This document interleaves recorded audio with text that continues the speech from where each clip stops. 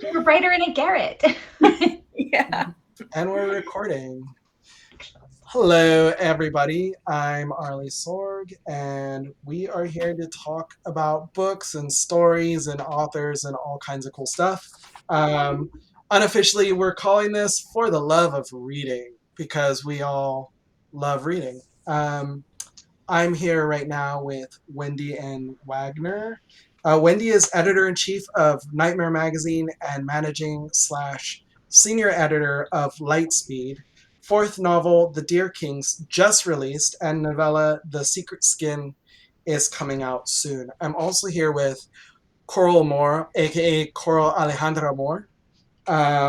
Coral is a writer, a genetics nerd, and the co-editor and co-publisher of Constellacion magazine. She also loves dogs, D&D, and Jupiter. And I'm also here with Bree Costagnazi.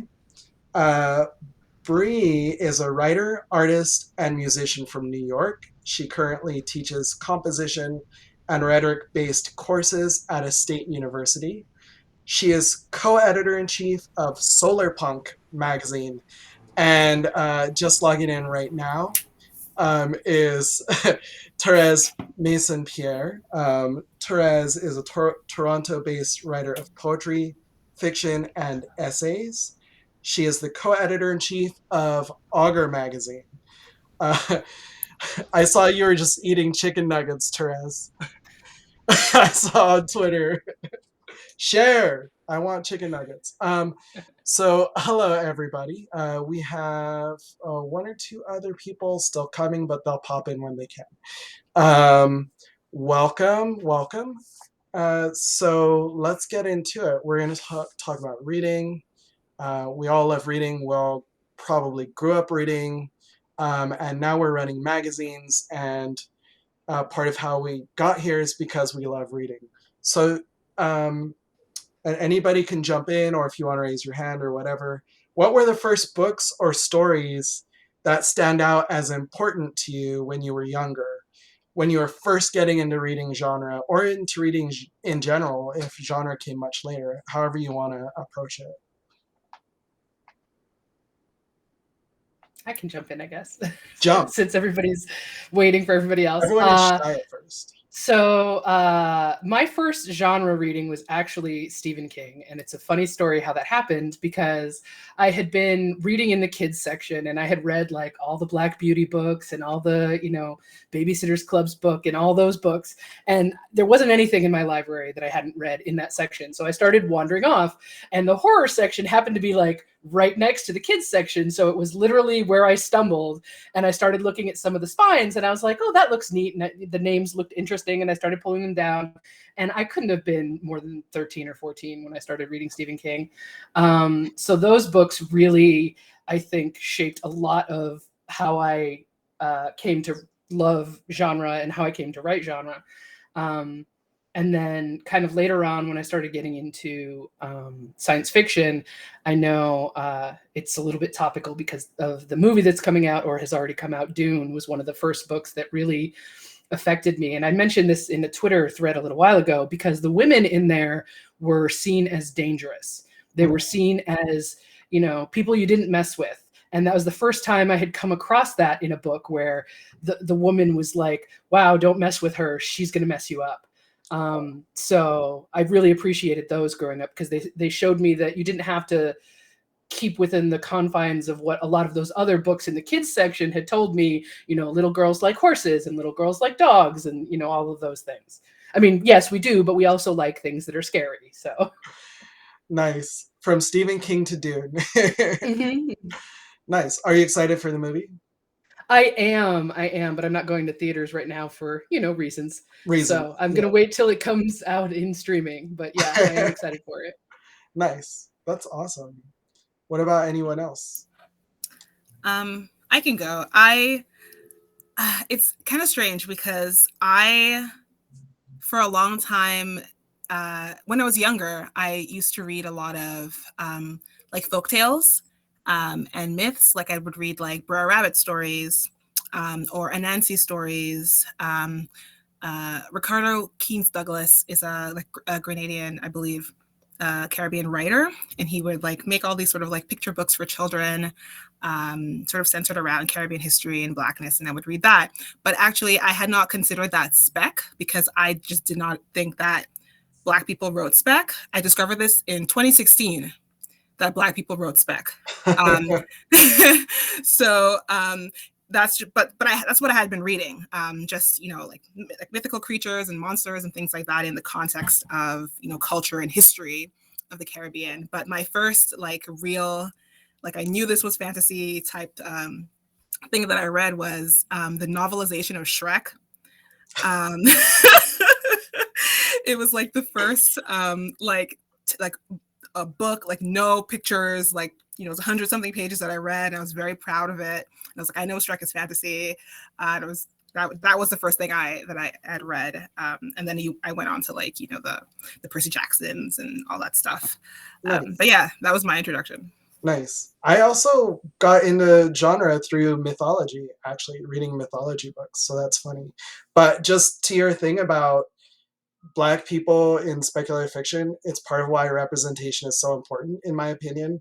I can't tell you, I do a lot of interviews, and I would say more people than not who are BIPOC authors started out writing white characters because they just didn't know that it was okay to write BIPOC characters. So it's a huge problem, visibility. Yeah, so I feel you on that. What about anyone else? Well, I think a book I grew up reading the entire bookmobile because we didn't have a real library. We had the bookmobile that drove to visit us every couple of weeks. And, so I read, Tamora Pierce and Diane Duane, lots and lots of kid book writers that were writing speculative stuff. But I think things really started to change in my head. And I started reading Stephen King when I was probably about 7 or 8. So he is a giant in my world. But a huge change in my world happened when I read this book called Jack the Giant Killer by Charles DeLint. And it had an introduction in it by Terry Windling. And I think it might be the first of the books that are in her fairy tale retellings. And first of all, just the idea that you could take these stories folk tales and myths and songs and turn them into your own thing was mind blowing. But then also mind blowing was this idea that there were people who were in charge of writers and told them what to do. That was so cool. And so I read a lot of the books in that series, and actually one of the books, Tam Lin, I reread every single year. But then another book that I read at about the same time. Now, Marion Zimmer Bradley is a horrible, horrible, awful person, right? She's absolute garbage, but her Sword and Sorceress series of anthologies, was mind-blowing for me. They were all these cool chicks who were so powerful and tough, and it was so exciting, and it really showed me how great short stories could be. And I think a lot of I don't necessarily feel short story collections or anthologies get marketed nearly enough, but particularly to younger people. So I'm so glad I found those when I was 11. Nice. That's awesome. Everybody, Stephen King is such a big one for so many people. Night Shift, I was all about that anthology, actually. Yeah. What about you, Bree? Yeah, so Cornelia Funk's Dragon Rider and Daniel Keyes' Flowers for Algernon were really transformative for me as a kid. Dragon Rider kind of just allowed me to imagine a fantastical world situated within the real world, which is just a new way of looking at fantasy. And Flowers for Algernon just introduced this really, extreme proximity narration where the diction was exactly as how the main character was thinking. Their thought processes aligned with the writing itself. And yeah, I really like those two. Nice. Yeah. Hi, Carrie. Can you hear us? I can. Yes. Yay! Successful. Apparently my my computer does not like being plugged into my monitor and letting me hear people at the same time. So finicky. It looks like Eliana is trying to come in too. So for people who don't know, this is Carrie C. Byrne. Carrie is a disabled queer writer and community organizer who lives in Toronto. They are the founder of Augur Magazine and AugurCon, and I really enjoy both of those things, so that's great. Eliana, can you hear us? Are you on, or are you still coming on? Hello, I am on. Okay. I'm having technical difficulties with my camera, but I am here on audio at least. Okay, this is Eliana Gonzalez Ugarte, and Eliana is co-editor and translator of Constelacion magazine. She has also written a screenplay, 2 lit RPG books, and more. Carrie and Eliana, we were just talking about what were the first books or stories that stand out as important to you from when you were younger, when you were first getting into genre.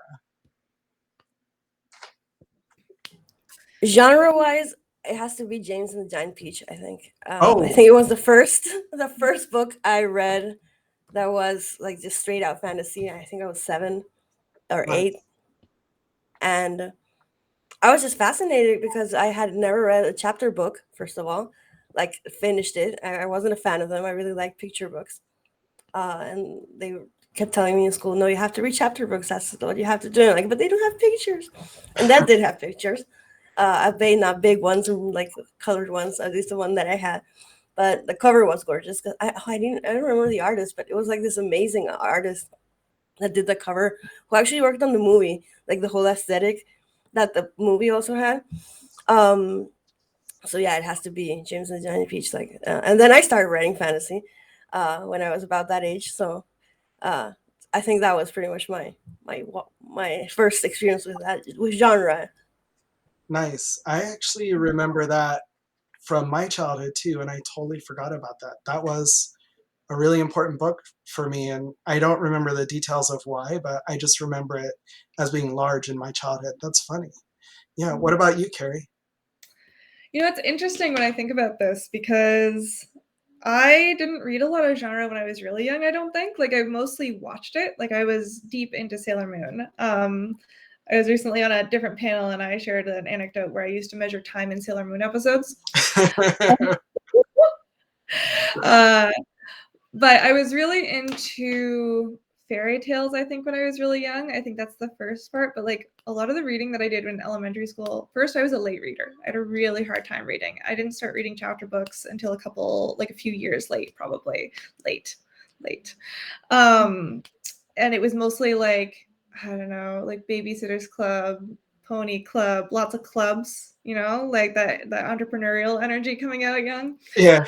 And I think that when I started reading genre, that was more in middle school when it became books. And there's, of course, Tamora Pierce, huge gay energy. And then there was also a couple series, like there was this one series called Avalon Web of Magic, which, do not mistake it for having anything to do with Arthurian legend. It was basically a magical girl book series that I got very, very into. And then also the series Twitches, which was twin witches, of course, for anyone who yeah, as I see. And then I also really liked like some older books that were just in my family's house. Like that was really big for me, was just really reading like these random old fantasy books. And I can't even remember what the one that I'm thinking of is called, but it was surreal. They like went up in this tree and I think one of them was called Moonface, and like I don't remember what it was. I'll find out later. But like that was a big part of it too, is just these kind of almost like I almost feel like I'm remembering it in high. Like era of old fantasy. Yeah, that's me. So this is the most important question. Who was your favorite Sailor Moon character? Growing up, it was Sailor Mercury, because I had like for 2 reasons. One, I wanted to be really smart. That was a goal of mine. So I actually briefly insisted that everyone call me Amy. because that was the name of Sailor Mercury, but also because I had like a big rejection of the color pink and was like, I like blue. Nice. Yeah, Joe? I think that was that. Okay. Nice. So so if y'all think about it, like now we have a lot of reading behind us. We've read tons of stuff. What are one or two recent books or stories you wish you could have read when you were younger? Like for me, one that comes to mind is the Glitter and Ashes anthology from Neon Hemlock, because for me as a kid, I desperately needed to see gay stuff, and the book deliberately leans towards positive vibes. And when I was a kid, when I was young, a teen, I would say, I just didn't think it was possible to be gay and be happy. So having that book would have totally rocked my world. What about y'all? I think Oh, sorry. Go ahead. I think a book that I would have loved to have read when I was a kid is Root Magic by Eden Royce. Oh, For like it's like such a great book, and unusually for a kid's book, it doesn't really pit the grown-ups against the kids, which is something I think would have been really great to see when I was little.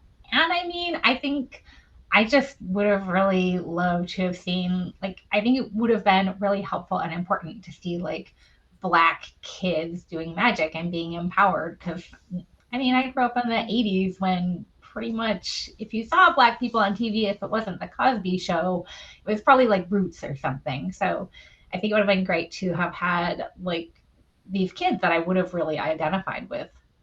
nice. Also, I think if I could have read Children of Time when I was a kid, it would have really helped with my arachnophobia. Eden Royce is a fantastic writer. Yeah. Augur has published Eden Royce. Oh yeah. I'm gonna take a page of what Wendy was saying. I also would have liked to have seen Black characters doing magic. Anything by Nell Hopkinson. I'm slowly getting through her Falling in Love with Hominids, like that book, as well as Gutter Child by J.L. Richardson. There's no magic there. It's just Black people existing. We need that. We need that. Yeah, just Yeah. it's nothing, extraordinary. Also, I would have liked to discover more or read more of Helen Oyeyemi. She does a lot of like dreamy realism, surrealist, like, is this a dream? Is this not? Like that literature. Would have loved to read that like back when I was like 12. Nice. Yeah. She's pretty sophisticated for like 12, but yeah. What about anybody else?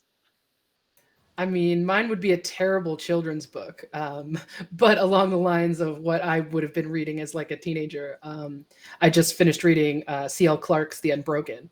Oh, and I was like, I needed this book like 20 years ago, at least. I needed this book to, tell me that it was okay to, write heartbreaking and somehow also hopeful and somehow also political and like just that kind of thing. Because I don't think, at least not in what I've read, like there's nothing like that. nice. Yeah. I would have liked to read Chang-Rae Lee's A Gesture Life and Heinz Insu Fankel's Memories of My Ghost Brother at a younger age, for the specific reason that as an Asian American ethnic writer, I wish that I'd had more fictional works by Asian Americans or just Asian writers in general to reference when I was younger. Nice. Absolutely. Yeah. On my end, I think it's interesting because something that I've been having as a recurring thought lately. So a number of my friends are YA authors, and I've been like getting around to reading their books, and I'm enjoying them. I'm enjoying them a lot. But I also just wish, as I am reading them, that I had been reading them when I was younger, because I am enjoying them so much now, and I feel like these books would have been like just my life. Like I feel like I would have like fanned all over my friends. So like that is like but like Avi's series, Two Dark Moons, and then like my friend Junher recently, well not recently, last year read her The Silence of Bones, and she's doing like murder mysteries in historic Korea, and they're so good. They're so good. And so just on a level of like liking and enjoyment and inspiration and immersion, like really wishing that I could be engaging those.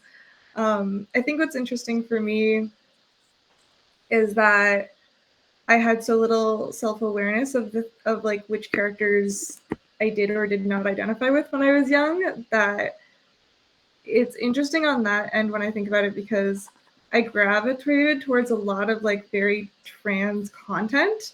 Like literally any manga where someone dressed up was a girl dressing up as a boy, there I was, like that was in my library.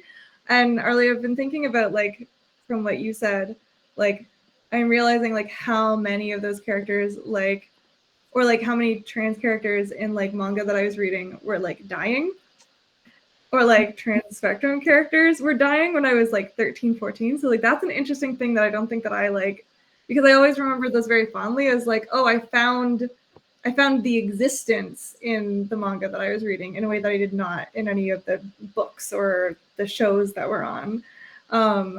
But I don't think I had fully put together how few of them lived. So that's a more ominous way of ending that off. But June and Avi, amazing. Yeah, no, absolutely. Eliana, do you have anything you want to talk about for this one, or?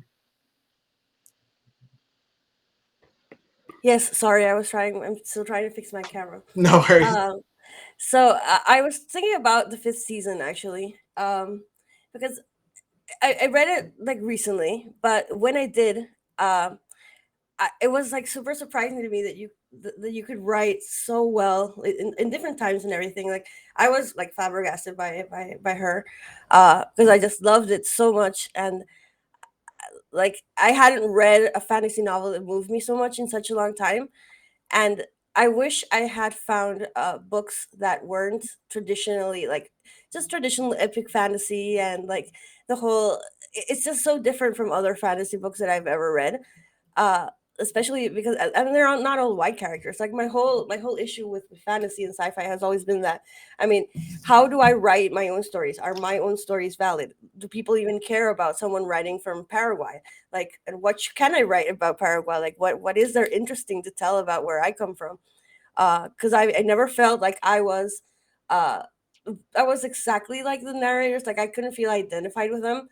uh and this disconnect was always, I mean, I know it has been a part of my writing, because in Spanish, if I write for a Paraguayan audience, there's so much more than I can say, because I know they understand. They know that it's the world they also live in. But like if when I was submitting short stories, I actually never did submit them, or like I always self-censored myself. This is like, but this is not the story that someone would want to read. Like, why would they care about Paraguay? Why would they care about this weird setting? How much do I have to explain?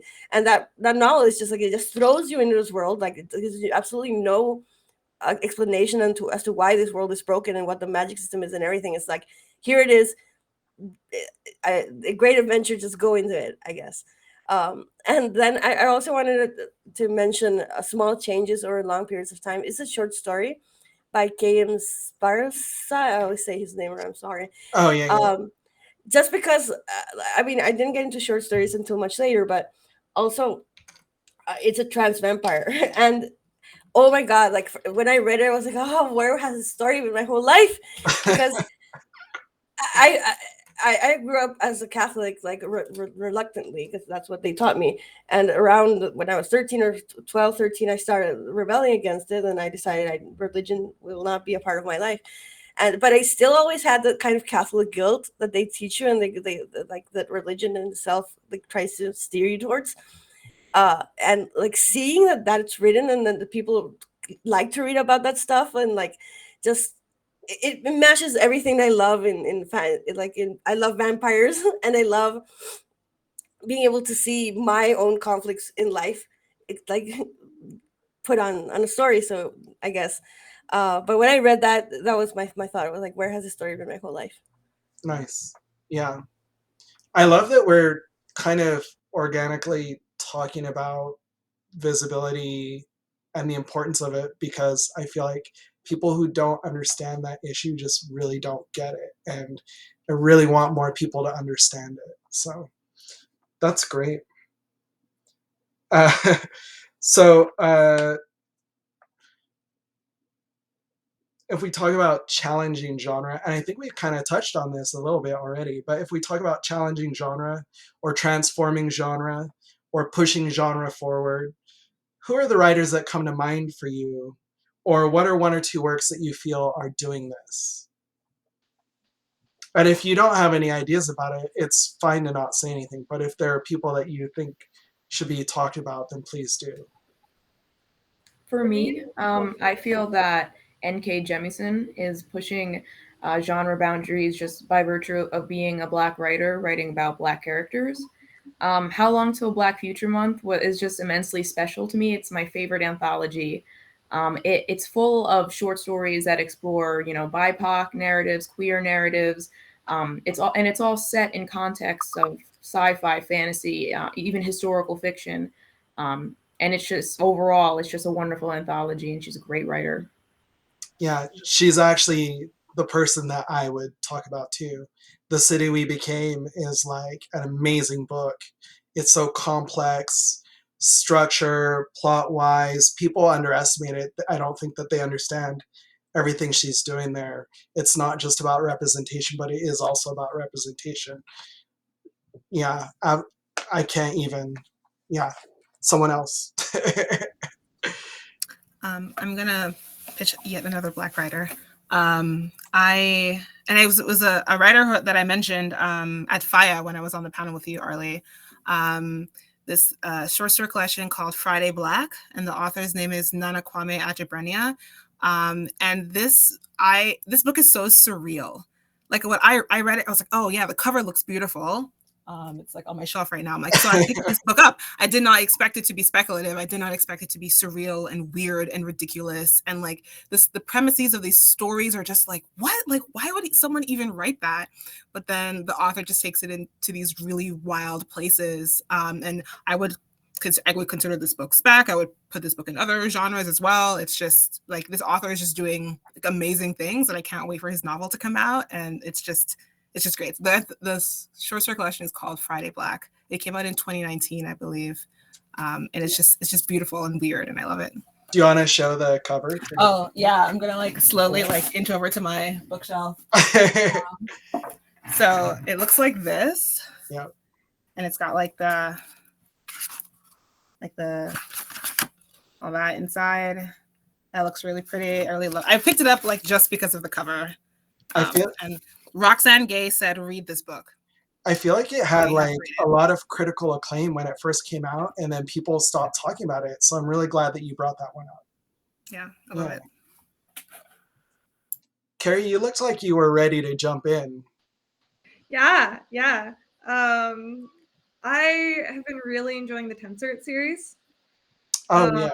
Yeah, both on a queer trans level, but also like in terms of an experimentation level, like the ways that the books all function differently. They're all novella length. Like they're so interesting. They're very individual. They accomplish so much in them. They're English language from a writer that's not from North America, which we love to see. We always try and like nab for our international spots at Augur. We always try and nab folks who are not from North America in those where we can.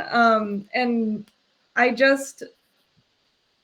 delight in reading every single one as well, which is really, really lovely. But I think that there's also just a lot of there was one in there that was epistolary, and I can't read epistolary books, and I read that book and I enjoyed it. So like, so creative, so inventive, so much fun. And I had also the Poppy War was just breathtaking, and like the play between history and speculative, and the way in which that like impacts the reading experience of it, and the ways in which you are informed or not informed of the way that history and spec are intertwined in that book, and what you take away from it. Like it was just an overwhelming experience. Like it is just an experience as a book, just incredible. She's coming out with a new book soon. The Dark Academy series. Yeah. There. Carrie's talking Babel or about, Babel? huh? Like Babel or something? Or no? What? Never mind. No. So Carrie's talking about Neon Yang for the Tenseret series and R.F. Kuang for the Poppy War series. Thanks, Arlie. Yeah. No Right. problem. Yeah, I've interviewed both of them, so I'm like, oh, I know them. Yeah. Yeah. That's cool. Good call outs. Yeah. Anybody else have books that are in mind, or authors or stories? If not, it's cool. But if I wanted to mention Mariana Enriquez. She's an Argentinian writer. She's a horror writer. And she was pretty much my return to horror after a long time that I couldn't read it because it gave me PTSD, and in general. And I love that she writes about like the Argentine streets, and it's obviously Argentina is not Paraguay, but it's so similar. And she also uses Guarani words because they do speak Guarani, which is Paraguay's native language in some parts of Argentina. So for me, that was like horror in Guarani. Like, how does that work? Like, it was just such a like bringing down a genre that I always saw like so difficult to write, also difficult to see, that I loved so much that I couldn't touch for so long.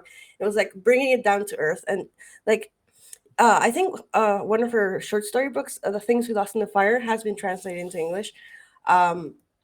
So thankfully now a lot more people know her. But when I started reading her, like she had just a few things only posted on the internet. So like it was so great for me to see that wow, like people are interested in these stories. Like she's being translated, like she's being read by the wider world, I guess.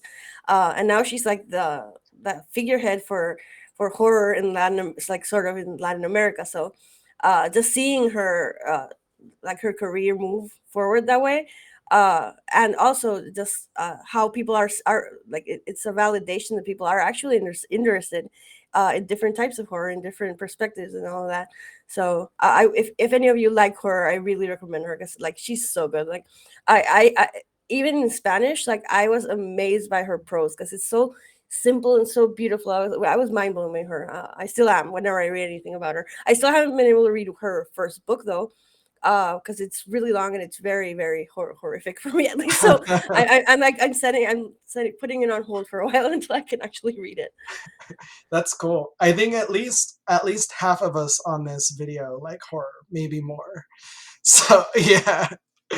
So most of us are down for horror. Yeah. Somebody I wanted to mention real quick was Arula Ratnakar.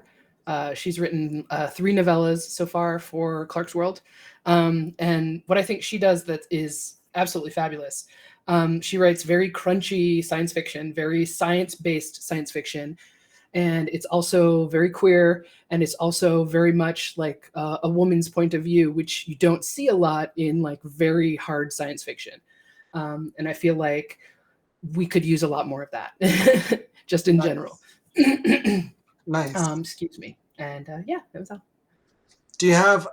Sorry to put you on the spot. I'm prepared. But okay. Do you have like? Because you said she's written several novellas for Clarkesworld. Do you have one that like, if nobody's read, this is the one to read? Yeah, Submergence. That was the one that came out. I think a couple of months ago, probably 3 or 4 months ago, maybe a little longer now. But yeah, Submergence. It's in Clarkesworld. You can read it for free. And I think it's a novella. I think all 3 of hers are novellas. So it's probably in like the 18 or 19,000 word range. So it's a quick read, and very interesting, very crunchy. I think it's hilarious that that's a quick read for you. For me, that's like, I mean, quicker than like a novel. For me, that's like an afternoon. Like, well, I mean, it's not a Jemison book, okay? Okay. That's cool. I think a couple of authors in horror that I gotta recommend would be P. Jelly Clark and Vincent Laval. Like they're doing really cool stuff. Like Vincent's done so many cool things to like kind of reclaim like traditional shapes of stories, but like, you know, make them like his own and drawing on his experience as a Black man in the United States. And I love the fact that he's delved into a lot of Lovecraftian folklore. And I don't know what it is about P. Jelly Clark stuff, but it's gross. It's great. Like he's so fun to read. And you just feel like he just thunders through his work. It's really a blast. And then another book I read that I thought was doing some interesting, fun stuff this year was it's called Appleseed by Matt Bell, which is he's a white guy with an MFA, so he's not that unique or interesting, I guess. But he is like he's somebody with an MFA who takes science fiction and like obviously just loves the hell out of it and mixes it up with fantasy and history and myth and I thought it was a blast. Nice. Yeah, I haven't read it, but that book got really good reviews, including from Locus. So, yeah. Yay! So we're definitely going to have a reading list, right? After this, we're going to go through and write down everything and make sure everybody has all the names. Because I was trying to take notes in the beginning, but then I failed utterly. So we'll reconvene in like 6 months, and everybody better have read everything. Book club, great. This is the new book club.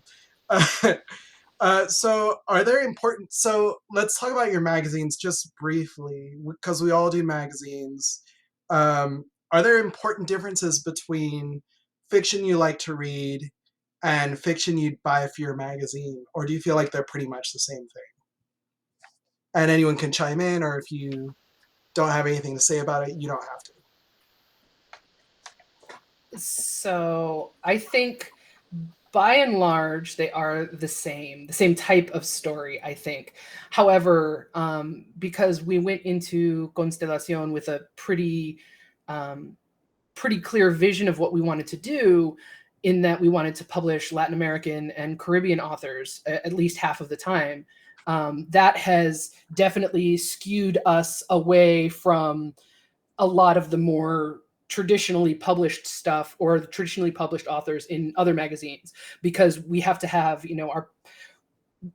we publish so much of that we can't just accept all kinds of other stories sometimes. So yes and no, I think is the answer for us anyway. At least that's the way I feel. Maybe Eliana has a different answer on that. Yeah, but it actually coincided that most of the stories we loved just happened to be from Latin American authors. Like we didn't really have to do that kind of like balance between, oh, but she's Latin American, we should publish her, or most of them, they were just happened to be. I think actually 100% of those were more like we just loved them and they happened to be us. So we were like, yay. I feel like Coral, we both like different stuff in stories sometimes. And I do feel like she kind of like she sends me those stories that she knows that I would like, that even if it's not the genre or style that she would love as much. So I think that's so good, like having a co-editor like her working in that, because like we both know our taste, we both know what we like. So I just love the fact that we have, like, it's two of us, it's two heads, and it definitely does influence what we pick in that way. Yeah, Christy and I are like that too, where sometimes we like the same story and sometimes we're like, no, we're not running that. And sometimes we're like, fine, run it, but it's not my thing. So yeah. And kind of similar to what you said, Coral, I mean, fantasy is fantasy. So, and I read stuff that isn't even genre, and I like nonfiction. I loved, for example, that thick nonfiction book. I forget what it's called, but I'll remember after the video's over. So, what I love is so much broader than what I can publish. Yeah. What about y'all? I can jump in. a big part of how Augur is set up is to prevent me from only publishing things that I like. Because that was a major flag, and especially by virtue of the fact that, you know, we went out here being like, we would like to create space for marginalized creators. Well, my marginalizations are not the only marginalizations, and so the things that I am drawn to are not the only things that we should be publishing. And that's one of the reasons why we grew our team. And our core editorial staff, I think, is 12. And so what we do is we all read our long list, which is put together by Therese and Lawrence. And then everybody gives feedback to every piece. And we're a very we don't focus on criticism. We focus on like what we like and why and what we're passionate about. And then we come together at our pitch meeting and we discuss it. And that meeting is very much about like listening to one another and listening to one another's experiences of reading and listening to what everyone is drawn to. And there are absolutely pieces that I had absolutely zero attachment to when I read it the first time, where after I've heard people speak about it, I'm obsessed with it. So like decentering that experience and like believing that I know nothing when I'm reading submissions is very, very crucial for the actual purchases and for what we publish. That said, there are always pieces that I would love to read, and I just, oh my God, there was this one piece. I won't tell you anything about it because we didn't go with it, but there was this one piece. I loved it so much that I smacked my desk in emphasis of loving it because I just loved it, and a bowl fell off my desk and shattered on the ground in the middle of my reading. And so, you know, sometimes the pieces that I love, we also don't pick because ultimately I have to admit that they don't go with the lineup. Like this is a far, but Chris knows what I'm talking about. But yeah, there's overlap, but it can't exclusively be that for what Augur is. Y'all sound so lovely. We are lovely. we're very lovely people. Very lovely in Toronto. Carrie pretty much sort of summed up sort of like how that process works for us. Because we have a lot of people on our team, we get to have a lot of opinions. And just because, you know, like one person in particular might not be feeling super strongly about a piece, there will be other people to sort of pitch it and advocate for it. We got a very emotional pitch on one of the poems, for example, and we're like, yeah, that's it. That's great. But yeah, I'm to answer your question, Arlie, I'm kind of the same as you. I like the pieces that we accept for Augur are only a small fraction of the pieces of the kinds of things that I read. I read spec fic, I read literary fiction, I read nonfiction, I read poetry, I read like all sorts of things. But when I am helping to create the long lists, I want to make sure that I can advocate strongly for the pieces, like any piece on the list, regardless of whether or not like I feeling any particular attachment. Like these are pieces that I love and that I want published, and I hope that other people like them too. So. Nice. Well, Nightmare runs kind of the exact opposite of Augur in that it's pretty much just the Wendy Ann Wagner show all the time. I mean, I do have like a few people who read Slush with me, but you know, it's whatever I want. So I like everything we publish, but I also try to like, I don't want it to just be all the same kind of horror all the time, which can be tough. You know, because you kind of get like in a jag about something, you're like, gosh, yeah, I just really want to publish these cool things. And it's like, you've got to mix it up.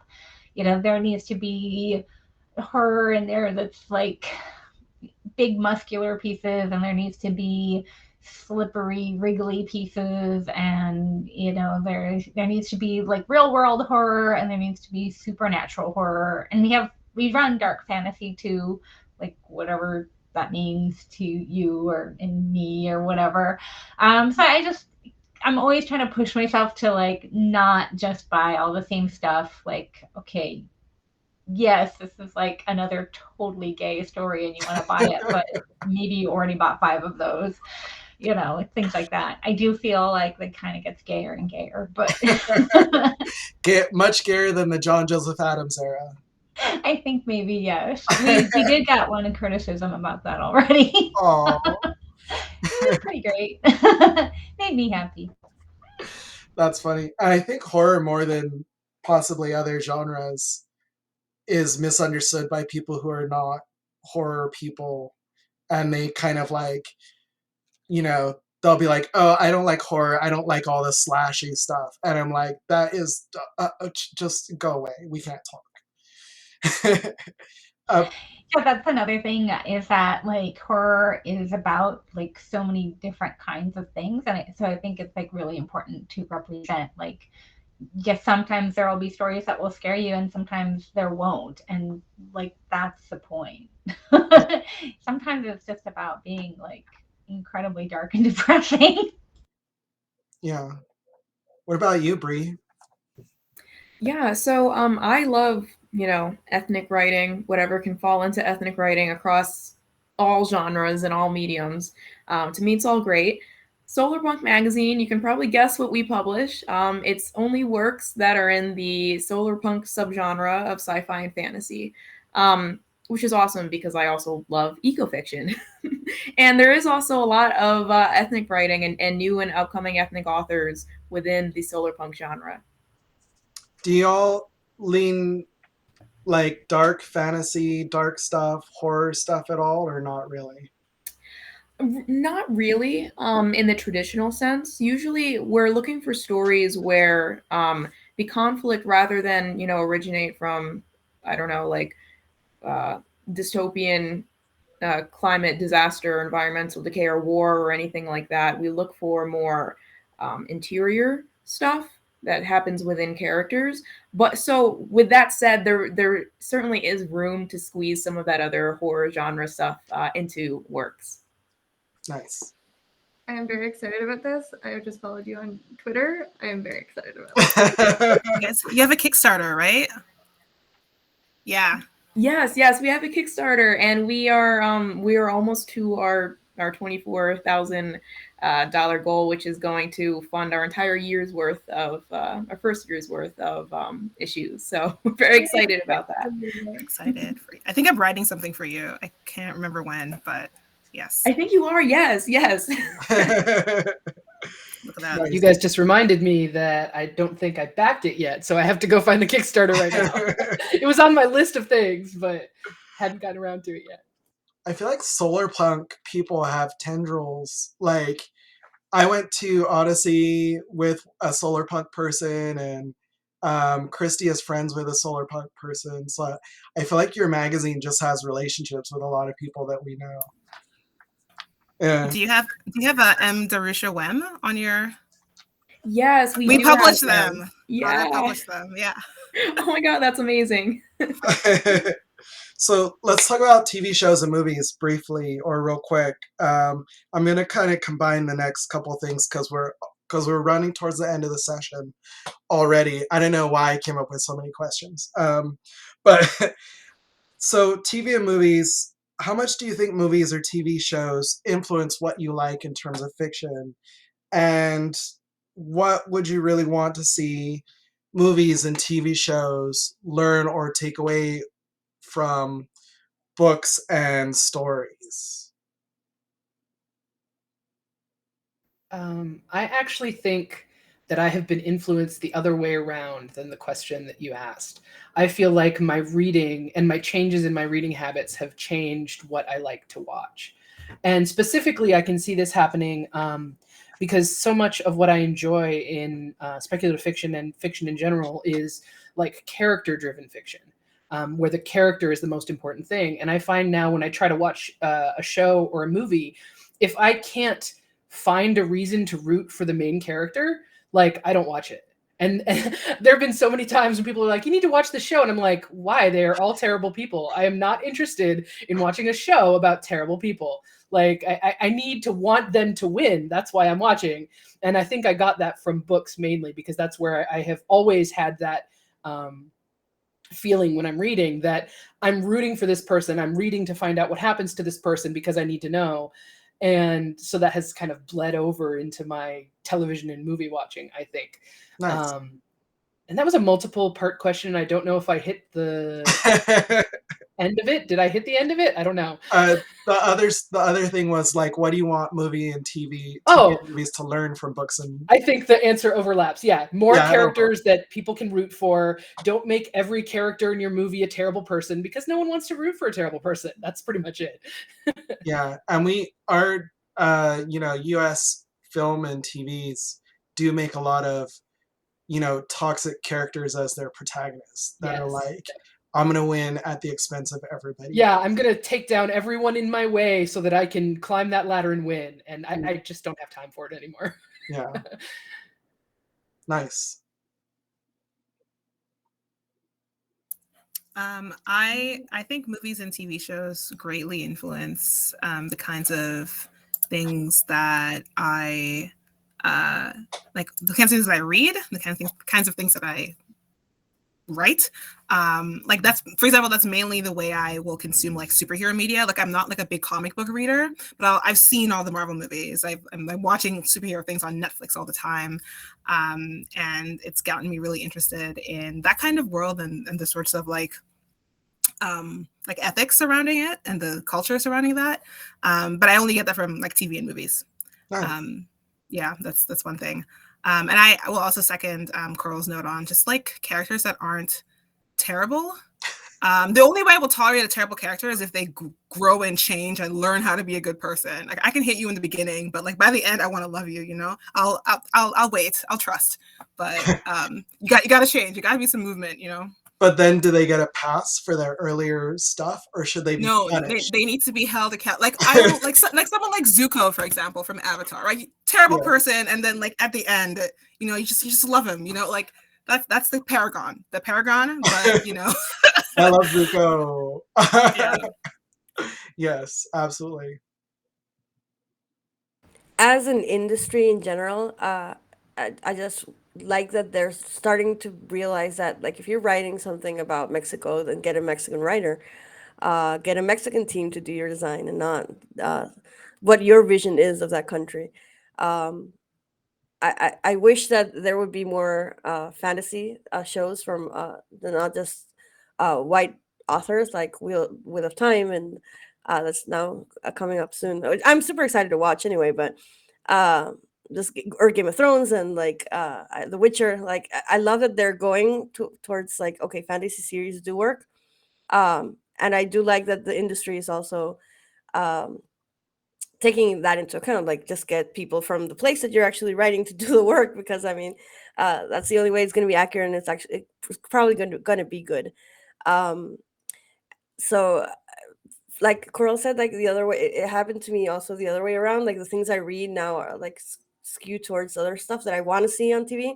So I hope they start doing more of that stuff. And Leigh Bardugo, I think it was another fantasy series that's now on Netflix. So yeah, I'm happy that they're taking from these fantasy novels and making shows of them. Like, I just love that. Nice.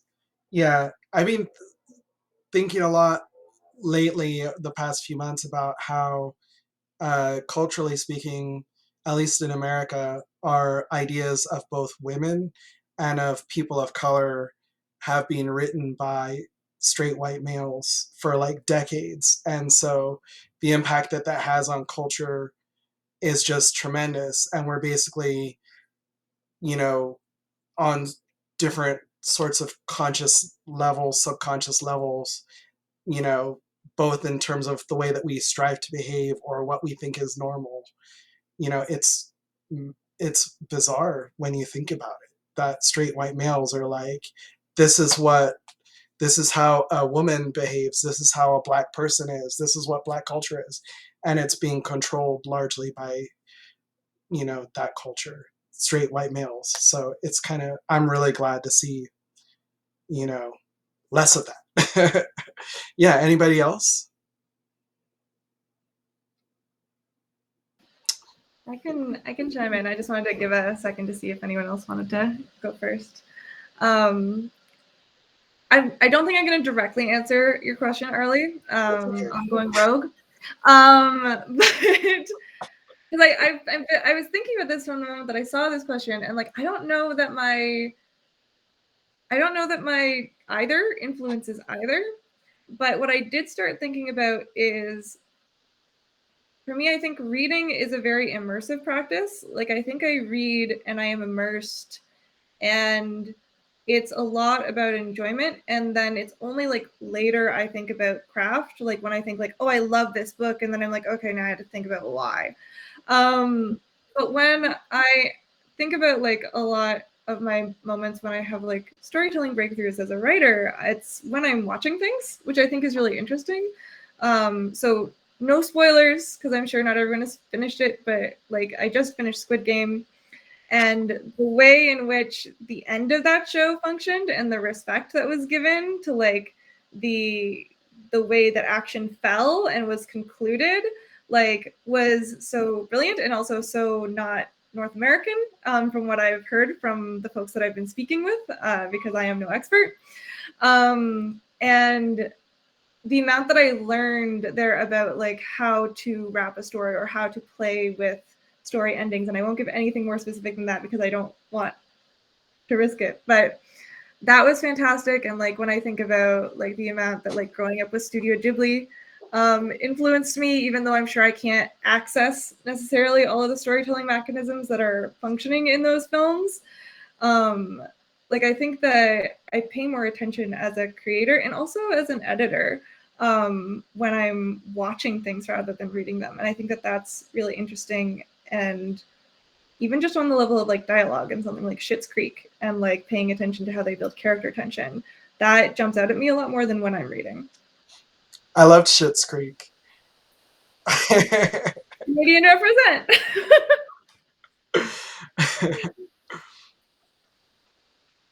Did anyone else want to say anything about this? TV business, movie business? We are about out of time, or we have a few minutes left. So instead of, picking one or two of these questions to ask y'all, is there anything that you are really looking forward to talking about? Anything you were excited to talk about? Any thoughts that have come up while we were talking that you want to express, or anything you want to say? Anything on your mind? Anybody? Otherwise, I will ask questions. Like throughout the whole chat, I wanted to thank you and apologize. I was a little late and I can't get my camera to function. And just thank you for the space. I mean, it's been wonderful. I wish we could go on for longer. Yeah, basically that. Thank you so much for putting this together. And it has been wonderful. No worries. I'm glad you came on at all. And, you and I have never met, so I was really excited to talk to you and just to get to know you a little bit. So, yeah, I'm glad you made it. I'm glad you're here and part of this. Yeah. Yeah, this was lovely. Thank you, Arlie. Oh, my pleasure. Thank you for coming on. Yeah. You've accidentally invited just a bunch of praise. So this is going to be I think the last 3 minutes are how awesome Arlie is. That was I feel like Arlie. No, it's happening now. It's happening now. But yeah, thank you so much for inviting us. You're such a great interviewer. I love to like be interviewed by you and watch your panels and read your interviews, and it's great. Well, yeah.